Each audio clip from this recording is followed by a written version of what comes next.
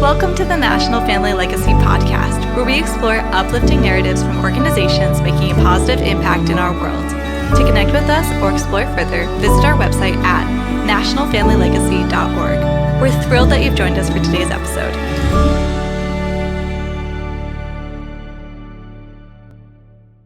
Hello, and welcome to the National Family Legacy Podcast. I'm so happy that you're tuning in today to this fourth episode.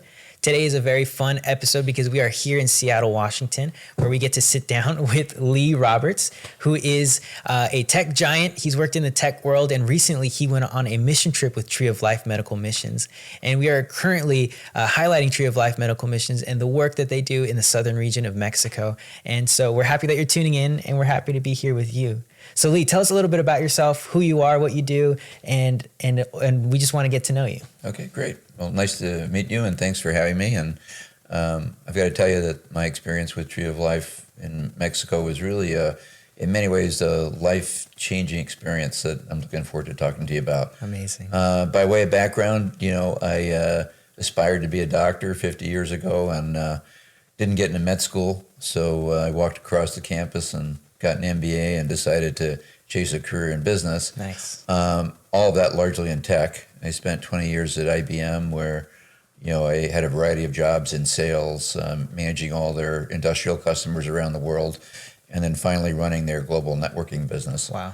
And then left and had a chance to move to sunny Southern California and rainy Seattle and run FileNet, which was a software company which provides high-end enterprise software for large global companies. Wow. To help them manage things like accounting and various business procedures and automate their work processes so they could be more efficient. Amazing. So it's a little bit of my background. Nice. So it sounds like you've traveled the world a bit. Tell us a little bit, what areas of the world have you been to, as part of your business? Well, I've been really lucky. I mean, in fact, it's probably one of the highlights of my career was the chance to really travel and meet a lot of people and a lot of cultures. Right. My final job at IBM, I had about 27,000 employees in 6 continents. Wow. So I would travel about 300,000 miles a year. Wow. So I've been not everywhere, but to a lot of places in the world, primarily in Europe, Asia, and obviously in North America. And it's really an eye-opening experience to interact with different people with different religions, different cultures, different ways of life, and appreciate what they see in life, and helps take off the blinders, because I think here in the U.S. we kind of think of the whole world as being like us, and it's actually a lot different. I'm sure, yeah. And you got to see that firsthand, see different cultures and see how people think. That is amazing. It was a great learning process. Yeah. Now, you've traveled the world, you've worked in the tech industry, and very recently you went on a mission trip with Tree of Life. Tell us a little bit about that. How did you get involved with Tree of Life? How did you hear about the trip? Well, as I said, I always had a lifelong desire to be in medicine and work and help people. And two of my good friends from college, Steve Wardynski, who's an OB-GYN, and Mark Gordon, who's a dentist, have both been with Tree of Life, I think, for almost 10 years and participated in missions. And they gave me a call about last Christmas and said, hey, how'd you like to participate? And at first I was a little apprehensive, not because I didn't want to go, but not being a surgeon or a dentist, I wasn't sure, hey, how could I provide value? And I didn't want to get in the way. And they convinced me that there were plenty of things that I could do, which I found it was true. That's awesome. And so I joined the group and signed up and went down to southern Mexico, and it was an incredible experience. That's amazing. Yeah, I've been on the trip many times, and every time the experience is so awesome. Yeah.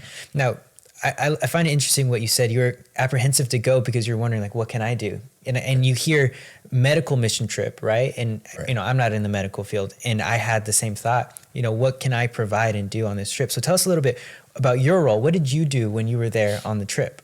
I did whatever they needed me to do. But I was fortunate. I got to participate for 2 days in surgery with Steve Wardynski. Right. So, doing a variety of surgeries, mostly hysterectomies. Yes. And then I also got to spend 2 days with Mark, helping him, assist in some dental activities. Yes. And then, while you're there, there's 50 people and lots of things need to get done. So, if somebody needed some help, I chipped in and helped out. Yeah, so it was an educational experience. More importantly, though, it was an incredible opportunity to work with a team of fantastic people. You know, there were 50 folks there that, you know, were surgical techs, they were surgeons, they were dentists, dental techs, you name it. Everybody gave up their own time. Yes. They gave up their salaries and income because they thought this was something that was more important to do. Yeah. And to have a chance to interact with people like that who are so giving. Yes. And I think a lot of people have perceptions of, you know, doctors and others as being kind of lofty and, you know, maybe disconnected. And that wasn't the experience at all. Right. And the other part of it was the people. You know, I didn't know what to expect. I mean, obviously been all over the world. I've been to smaller villages and towns, but the people were so, I mean, they were incredible. You know, the people that virtually had very little. I mean, many lived in one-room homes with, you know, maybe 10 or 12 people. Yeah. Every day was survival. Yeah. Every day was about getting food. Most people hadn't had a chance to go to a dentist in a year or maybe see a doctor in even longer. Yeah. And yet they were so happy, so grateful. Yes. And, you know, I wouldn't say it was a religious experience, although some people might say that, but it had that feeling, you know, where you had a group of people who wanted to make a difference and another group of people who were so accepting and appreciative of the help they got. And for me, it was very rewarding, but it was also an epiphany because you realize that Tree of Life has spent 10 years dedicated to this one town, and they've had a huge impact, and the town looks forward to them coming every year, and every year more people come and more gets done. But then you look at a map and you realize how many villages and towns there are around the world that need that kind of help. Yeah.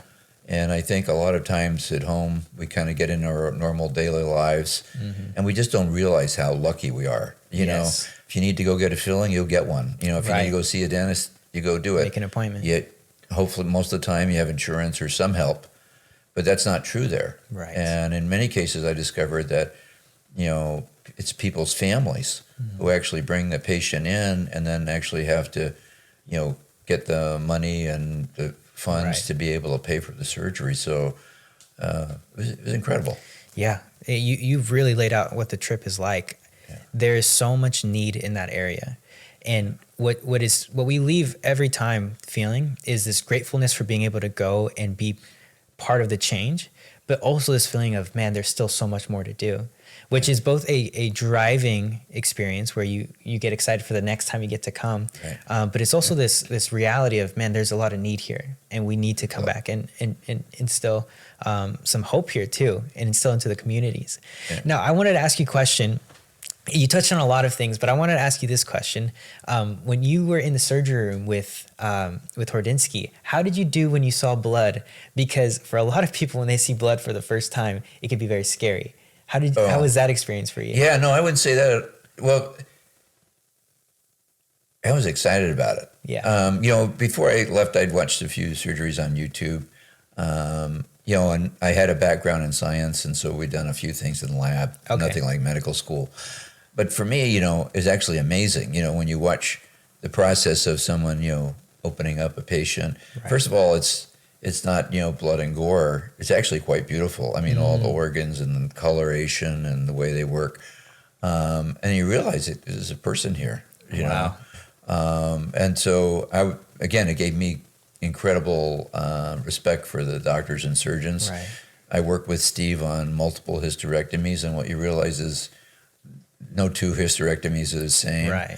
You know, you start one and you think it's going to be simple, and then all of a sudden, you know, you nick a vein or something and you got a bleeder, and, you know, it's not like it's a life-threatening situation, but every surgery needs to be approached in a different way. Yeah. And I think the other thing is the teamwork. You know, when you're in the OR, it's not just the surgeon, it's the surgical techs, it's the other people in the room, getting all the equipment ready. And then, you know, when it's over, you know, here's someone who, you know, maybe in a village like that, needed a hysterectomy because it was cancerous or fibrous. Right. And if it wasn't removed, it could turn into, you know, a fatal situation. So every time something happened, you know, you felt like, wow, you know, we're having an impact. That's amazing. Yeah. I love that you highlight the teamwork that goes into these surgeries, because really it's not just a one person role. It's a whole team of people coming together to help somebody, which is so amazing. Now, in that similar vein, I'm sure you had a lot of experiences on this trip. Were there any stories that you can think of that were especially notable or inspiring to you?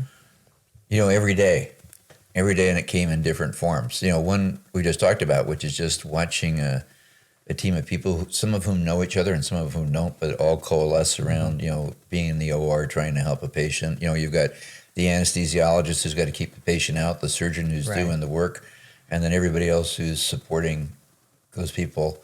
And then when it's over, you see a patient who's, been cured, right? Yeah.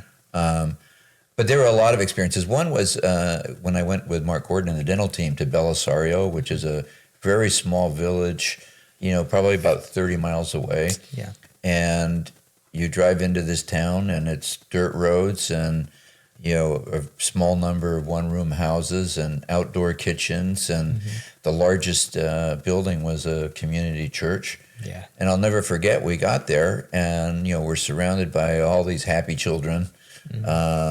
Lots of people who, when they're younger, their teeth look great, and when they're a little bit older, they don't have as many teeth. Right. And there was a couple there who had traveled over 30 miles, didn't have a car. They walked, hitchhiked. I'm not sure exactly how they got there, but they wanted the dental care so badly that they actually arrived the night before.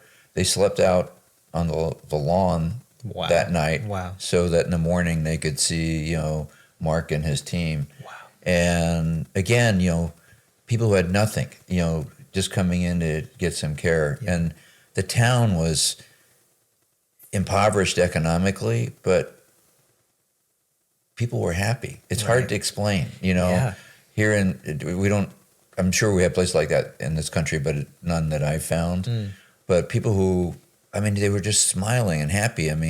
We were there all day long for 2 different days, and the community got together and prepared lunch for everyone. And it was just kind of it wasn't just about coming in and taking out teeth or doing fillings. It was almost a community experience. Yeah. And there were a lot of things like that every day. Something happened.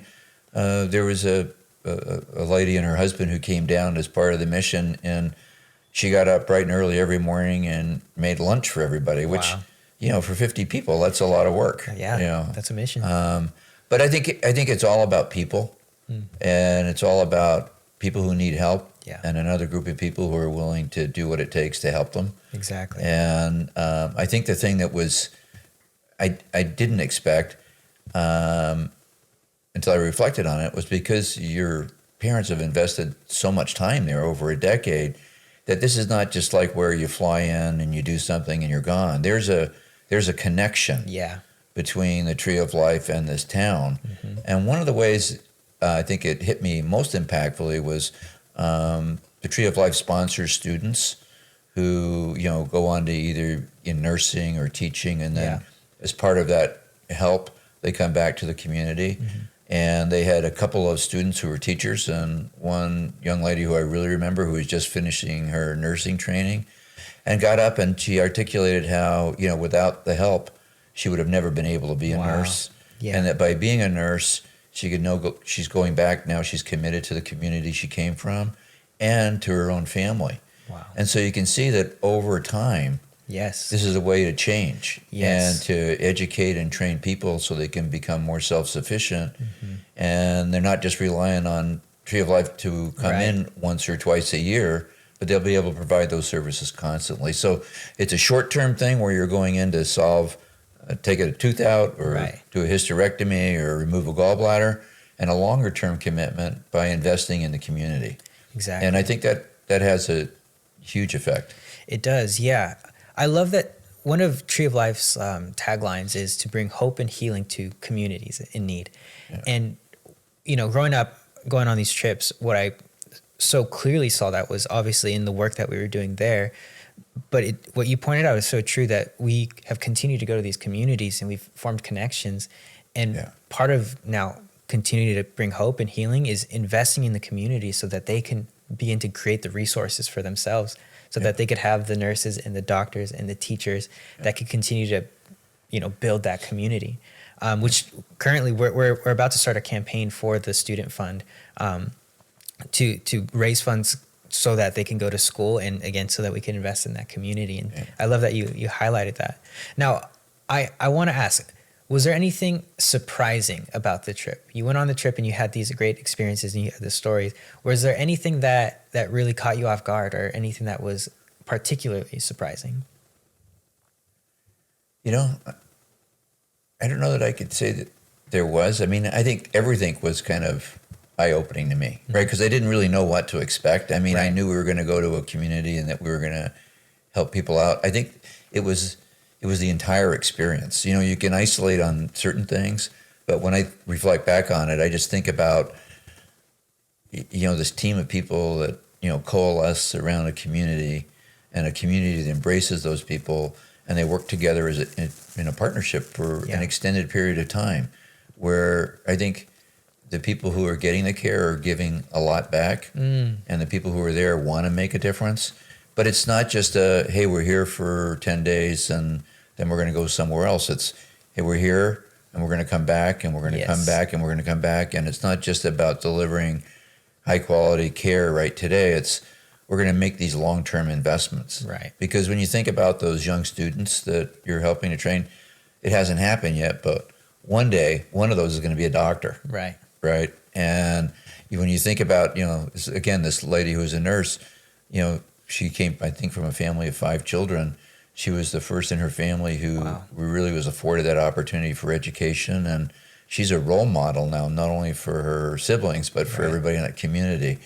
So I think the lasting impact to me was the people. Yeah. And recognizing that we could have a huge impact, and also realizing that there's so much more that needs to be done. There's so many more villages, you know, all around the world where people need help. Yes. And it impressed me so much that, to be honest with you, we're sitting here today on a Saturday morning, and on Wednesday, Steve Wardynski and I are jumping on a plane to go for another medical mission. Oh, wow. And this time we're going to go to the Philippines for 2 weeks. So, that's so amazing. It kind of gets into your blood. Yeah. And you just, I don't know, it's very rewarding. You know, I as a kid, I remember when I first went to church and I put money in the offering plate, you know, I felt good, and that lasted for maybe 15 minutes. Right. You know, this has a much more pronounced effect, but it's similar. You know, you get a lot of reward and joy through giving and making a difference. Yeah. I mean, something that we touch on every trip is that we go there in hopes to bless the community and help the community. But every time, I haven't met a person that didn't feel this way. We leave feeling like we are the ones that were blessed. Yeah. Now, maybe you could touch a little bit on, I love how you put it, that you felt this experience that you had there was almost like a religious experience. Can you expand that a little bit more? I'm guessing that was like a very almost life-changing experience, or a shift for you. Yeah, I think for me, I mean, I think a lot of these experiences are what we bring to them and our own experiences. So again, if you reflect on my life, I mean, I always wanted to be a surgeon. That's what I wanted to be. So for the first 18 years of my life, you know, that's what I wanted to be. And then when I found out I couldn't get in, that was a pretty devastating experience for me. I learned a really key lesson there, which is, if you aspire to something, don't ever give up. You know, keep fighting and doing it. But I did give up, and I went over and did what I did. But there was always kind of this part of me where I had a really rewarding career, but I felt like something was missing. And you don't always know what it is until you find it. And so I found in this experience, it was just that ability to, you know, where you're not trying to sell something or convince somebody to do something or trying to do something for a shareholder, but where you're right down to the basics. Yes. Right, where you're actually trying to improve somebody's life. Man. You know, and maybe some ways save their lives. You know, I watched one of the surgeons doing, you know, gallbladder removals, which was really incredible. You know, and, you know, I mean, those can be life-saving activities. Yes. And it does change your life. It really does. I mean, I didn't have the opportunity. In my career was all about getting ahead and being successful and taking care of my kids and getting them into college and paying for weddings. And I really didn't have the time to stop and take a deep breath and say, okay, what can I do to help people? I mean, the way we would do it would be, you know, as a corporation, we would give money to, you know, charities and the ballets and participate and be on boards. But that's very different. from committing a significant amount of time and going to somewhere that's culturally different. Yeah. Where people really have so much less than you do. Yeah. And have an impact. And I am really glad I went. That's amazing. Yeah, there's something so special about being up close and personal with someone that you're helping. It's one way. I mean, I love that you brought up church because, you know, as a kid, you put money in the tray. I grew up doing that too. And also still to this day, when there's like a mission project that I hear about, we'll donate money to it. Yeah. But there's something that shifts, I feel like, in everybody when they actually go on a trip. And instead of just doing something from afar, you're up close and personal. And you're able to talk to somebody and learn somebody's story. And even if it's the smallest way of helping them. Like my wife and I on the last trip, we were in the glasses department. I think they brought a bunch of readers on that trip. Yeah. So we were there on the first time that they brought the glasses. And it was just so awesome to see them put them on. And, you know, of course, here in the U.S., we could go to Walgreens and get readers. For a lot of the people there, they had no, like once their sight started going, they could, you know, try to find a doctor, but often that was just part of life. And it was just the most beautiful thing to see them put on the glasses, try on every single pair to make sure that they can see. And instead of them being like all the way over here or like squinting, all of a sudden they could just... It's like a miracle. Yeah. They could just read. And it was funny. I remember one lady though, she was trying on the glasses and she didn't like I think she put a pair on and she was able to read, but she didn't like how the glasses looked. And so she put on another glasses that she liked more. And she's like, oh, wow, I can see everything. And we were looking at her and the prescription for it was definitely not something that she'd be able to see far or anything. Yeah. And she was telling us that she could. We just thought it was so funny. But there's just so much amazing things that happen on these trips. And when you're up close and personal with people, it truly is inspiring. It is. Yeah, I mean, I think you hit it right because, you know, when you talk about the church experience and putting money in the offering plate on Saturday, you're involved, but you're not committed, if you know what I mean. Yeah. It's when you're actually committing the time and personally getting involved where and it's very rewarding, right? Mm-hmm. I mean, you get back more than you give. Yes. Yeah. What you get back in your heart is 10 times over. You know, you get to walk away, not in this way of like, I'm a better, I mean, maybe in a sense you walk away like, I feel like I'm a better person. Like, I feel like I've had this shift in me. It takes the perspective away of just like on us and you see other people, which I think is very valuable. Now you've gone on this trip, you're going to the Philippines on Wednesday.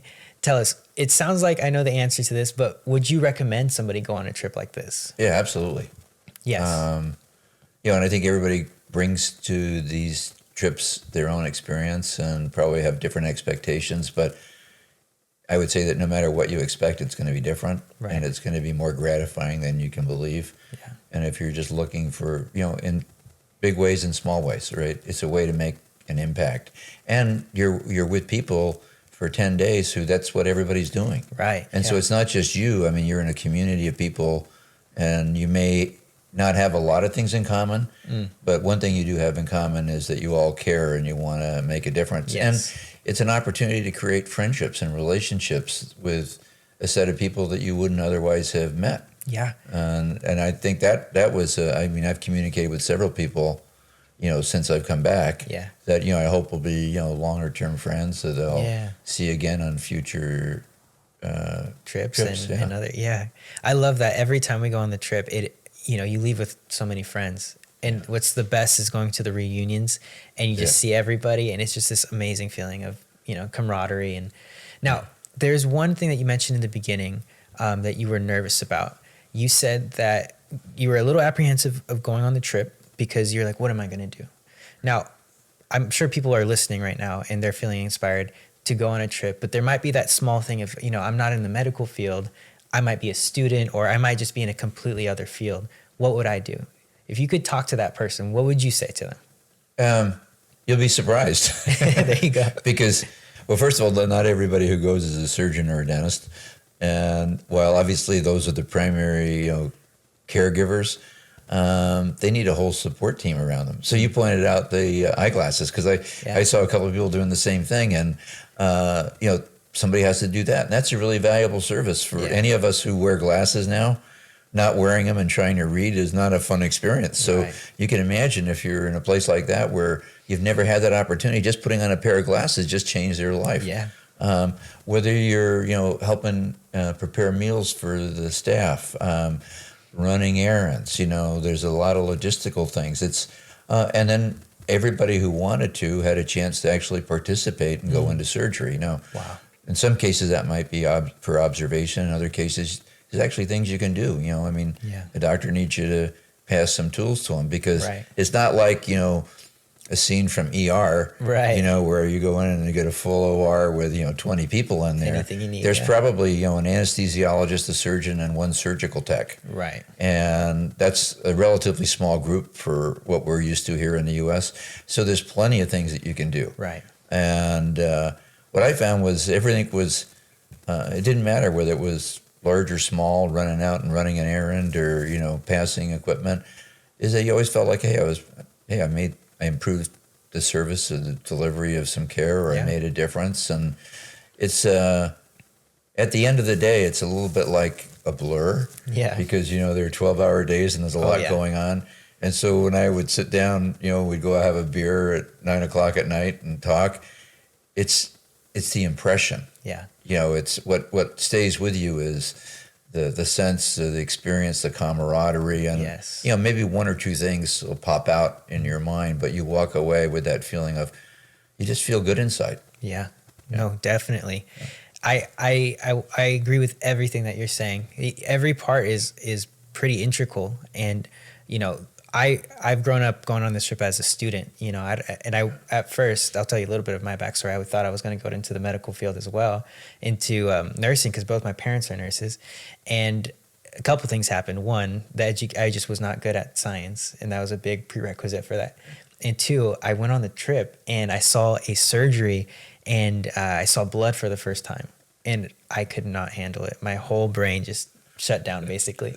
But there was a while where I wondered, like, what is my role if it's not going to be in the medical team? And every year, my role has been in the pharmacy, to running food to different people, to running kids programs. And what I've seen is that all of these are so essential to the people there. Like, they appreciate every part of it, They do. And everybody's really instrumental to success because we're all dependent on one another. Exactly. Right? So, and there's I came away, there's no shortage of work. I mean, for everything that we did, you kind of go, wow, if we had 10 more people here, what else could we have gotten done? Right. Yeah. Yes.